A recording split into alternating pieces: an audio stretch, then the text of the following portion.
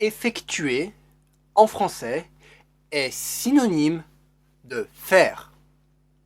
Par exemple, lorsque l'on veut faire un virement bancaire, on peut dire que l'on veut effectuer un virement bancaire. Un virement bancaire est une opération, est un type d'opération bancaire que l'on effectue lorsque l'on veut virer de l'argent d'un compte en banque vers un autre.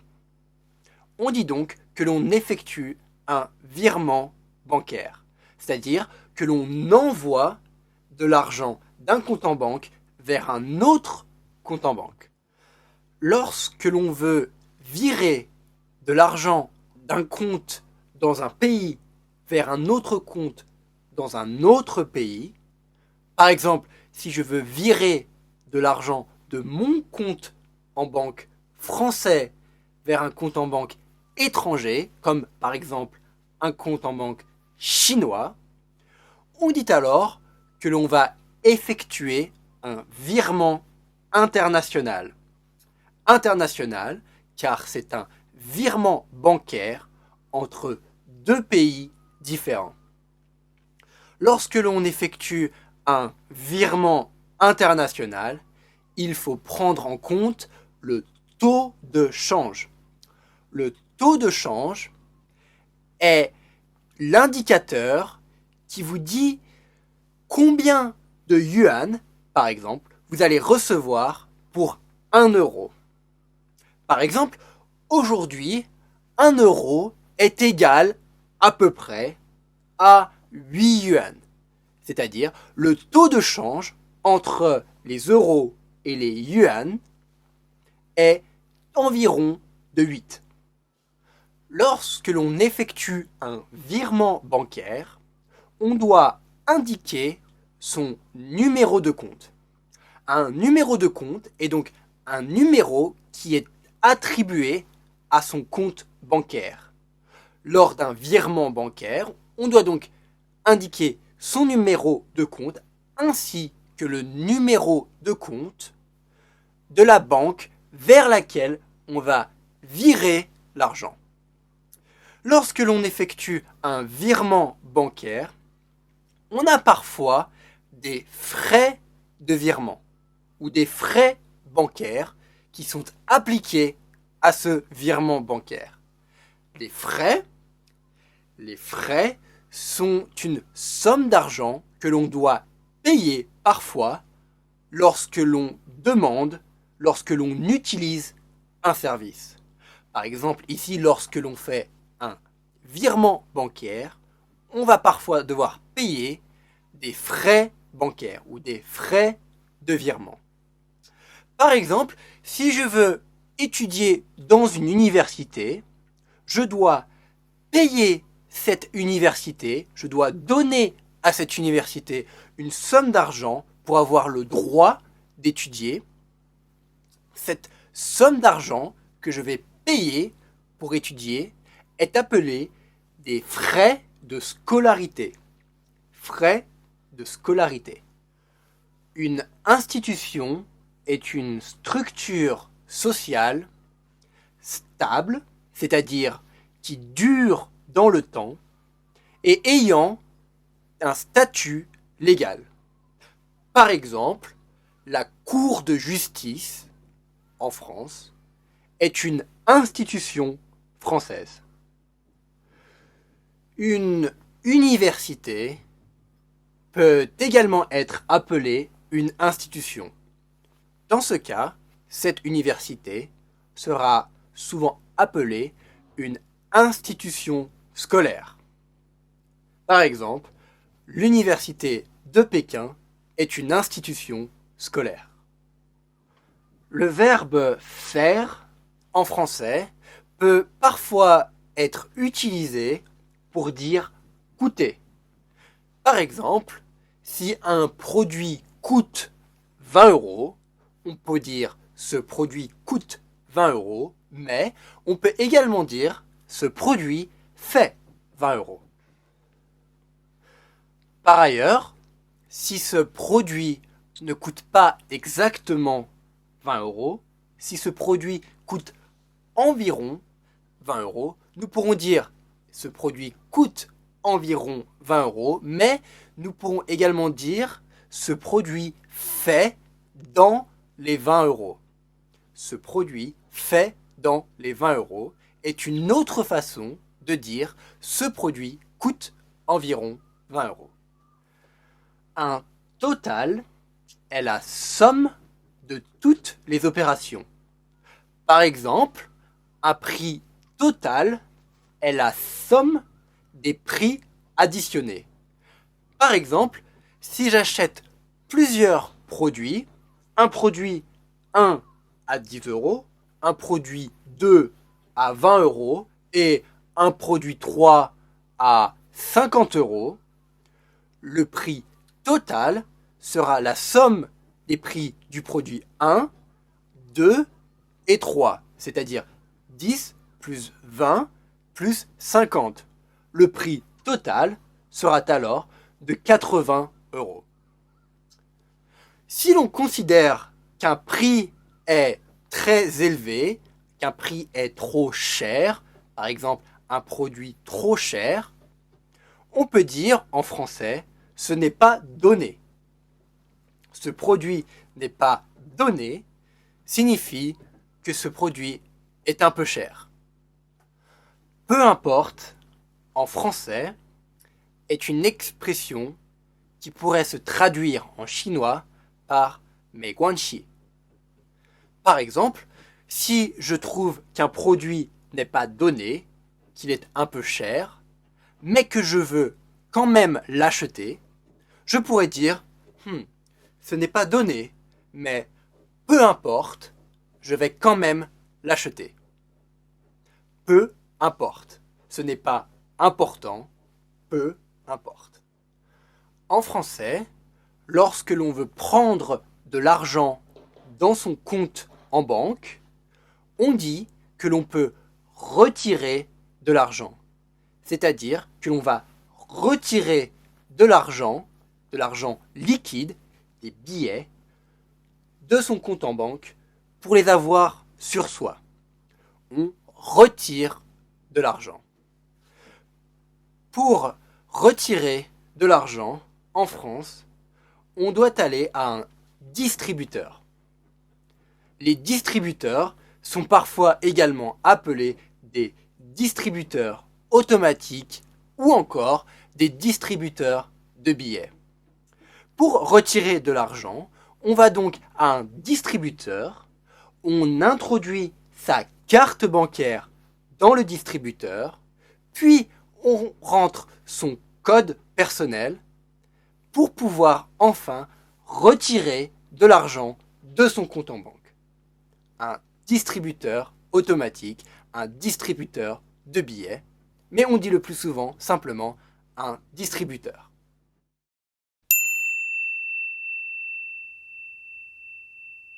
Bonjour, j'aimerais effectuer un virement bancaire pour payer mes frais de scolarité.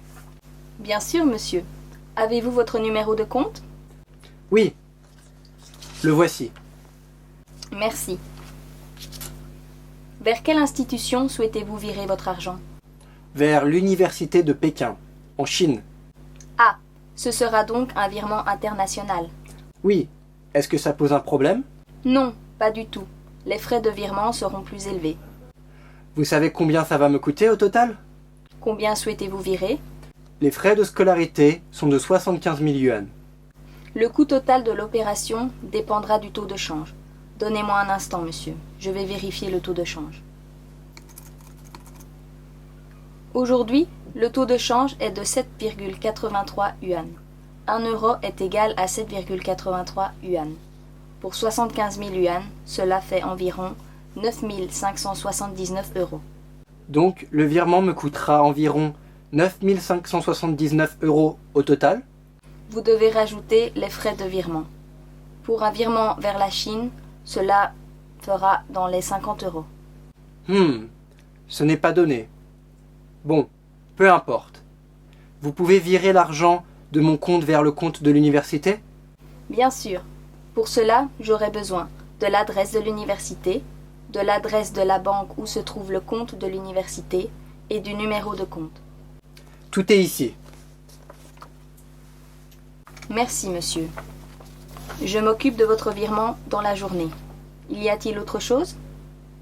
Ah oui, juste une dernière chose. Il faut que je retire de l'argent.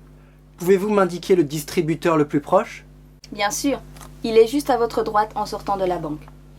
Parfait, merci. Bonne journée. Je vous en prie, monsieur. Bonne journée à vous aussi.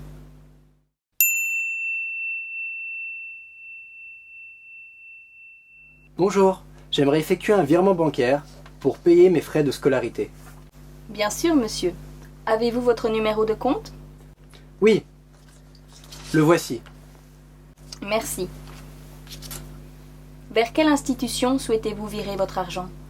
Vers l'université de Pékin, en Chine. Ah, ce sera donc un virement international. Oui, est-ce que ça pose un problème? Ici, dans ce dialogue numéro 3, Adrien veut effectuer un virement bancaire, c'est-à-dire que ici, Adrien veut envoyer de l'argent depuis son propre compte en banque, son propre compte bancaire, vers le compte en banque, vers le compte bancaire de l'université dans laquelle il est en train de s'inscrire. Il veut effectuer un virement bancaire, il veut faire un virement bancaire, il veut donc envoyer de l'argent depuis son compte en banque vers le compte en banque de l'université dans laquelle il veut s'inscrire pour payer donc les frais de scolarité. Les frais de scolarité, c'est-à-dire l'argent qu'il doit payer, qu'il doit donner à l'université pour avoir le droit d'étudier dans cette université.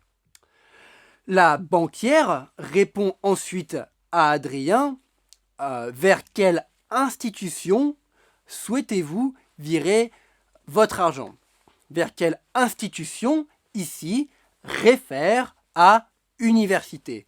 On sait que Adrien veut virer, veut envoyer de l'argent vers une université dans laquelle il est en train de s'inscrire.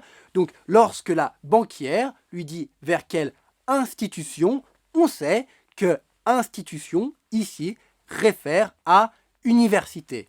Donc, vers quelle institution, vers quelle université souhaitez-vous virer votre argent? On a vu déjà dans le vocabulaire que une université pouvait être une institution. Une université est une sorte, un genre, un type d'institution. C'est une institution scolaire. Adrien explique donc que cette institution, cette université, est l'université de Pékin. Il s'agit donc ici de Beida. Adrien compte s'inscrire, Adrien veut s'inscrire à Beida, à l'université de Pékin, en Chine. La banquière explique ensuite à Adrien que le virement va être un virement international, c'est-à-dire un virement d'un pays vers un autre. L'université de Pékin, donc Beida, se situe à Pékin, donc en Chine. Le virement international s'effectuera donc de la France vers la Chine. Non, pas du tout. Les frais de virement seront plus élevés. Vous savez combien ça va me coûter au total? Combien souhaitez-vous virer? Les frais de scolarité sont de 75 000 yuan. Le coût total de l'opération dépendra du taux de change. Donnez-moi un instant, monsieur. Je vais vérifier le taux de change. Aujourd'hui, le taux de change est de 7,83 yuan. 1 euro est égal à 7,83 yuan. Pour 75 000 yuan, cela fait environ 9 579 euros. Ici, on parle de frais de virement. Adrien, pour effectuer son virement bancaire, pour virer son argent de son compte en banque vers le compte en banque de Beida, de l'université de Pékin, Adrien devra également payer des frais de virement, c'est-à-dire payer une somme d'argent pour faire le virement. On a vu des frais de scolarité, c'est payer de l'argent pour avoir le droit d'étudier dans une université. Des frais de virement, c'est donc payer une somme d'argent pour avoir le droit de virer, pour avoir le droit d'envoyer de l'argent de son compte vers le compte bancaire de l'université, dans ce cas, vers le compte bancaire de l'institution vers laquelle on veut envoyer notre argent, les frais de virement. La banquière explique ensuite à Adrien que le coût total de l'opération, le coût total, c'est-à-dire la somme d'argent totale qu'Adrien devra payer, le coût total dépendra du taux de change. Le taux de change, c'est-à-dire le taux, la valeur pour laquelle on peut changer, on peut échanger des euros pour des yuan. Le yuan étant la monnaie chinoise. Le taux de change. Car Adrien a un compte en banque en France, donc en euros, et il doit payer des frais de scolarité à Beida, à Pékin, en Chine, donc en yuan. Adrien va donc devoir changer ses euros pour des yuan pour pouvoir payer ses frais de scolarité. Donc, la somme d'argent en euros qu'il va devoir payer pour payer 75 000 yuan va dépendre du taux de change. Le taux de change, comme l'explique ensuite la banquière, est de 7,83. 7,83, c'est-à-dire qu'un euro est égal à 7,83 yuan. Donc pour payer 75 000 yuan, on va diviser, logiquement, on va diviser 75 000 yuan, 75 000 par 7,83 qui est le taux de change. 75 000 divisé par 7,83 nous donne à peu près 9 573 euros. Donc le coût total de l'opération dépendra du taux de change et sera environ de 9 579 euros. Donc le virement me coûtera environ 9 579 euros au total. Vous devez rajouter les frais de virement. Pour un virement vers la Chine, cela fera dans les 50 euros. Ce n'est pas donné. Bon, peu importe. Vous pouvez virer l'argent de mon compte vers le compte de l'université ? Bien sûr. Pour cela, j'aurai besoin de l'adresse de l'université, de l'adresse de la banque où se trouve le compte de l'université et du numéro de compte. Tout est ici. On a vu donc que le coût total de l'opération, le coût total du virement international qu'Adrien veut effectuer était d'environ 9 579 euros. La banquière explique ensuite à Adrien qu'il faudra également donc payer les frais de virement qui seront d'environ 50 euros. Elle explique les frais de virement font dans les 50 euros. Fait, c'est-à-dire coûte, c'est-à-dire sont de, les frais de virement font dans les, c'est-à-dire à peu près, dans les autour de 50 euros. Les frais de virement font dans les 50 euros. Adrien explique ensuite, il dit à la banquière, ce n'est pas donné. Ce n'est pas donné, c'est-à-dire vous ne me donnez pas les frais de virement, c'est-à-dire vous ne me les donnez pas gratuitement. Je dois les payer. Lorsque l'on dit que quelque chose n'est pas donné, comme nous l'avons vu dans le vocabulaire, quelque chose n'est pas donné, c'est que ce quelque chose, cette chose, est assez cher. En français, lorsque quelque chose n'est pas cher du tout, on peut parfois dire « Oh, c'est donné ». C'est pas cher du tout, c'est presque comme si on me le donnait. Ici, Adrien trouve que 50 € pour les frais de virement, c'est assez cher, donc il dit ce n'est pas donné.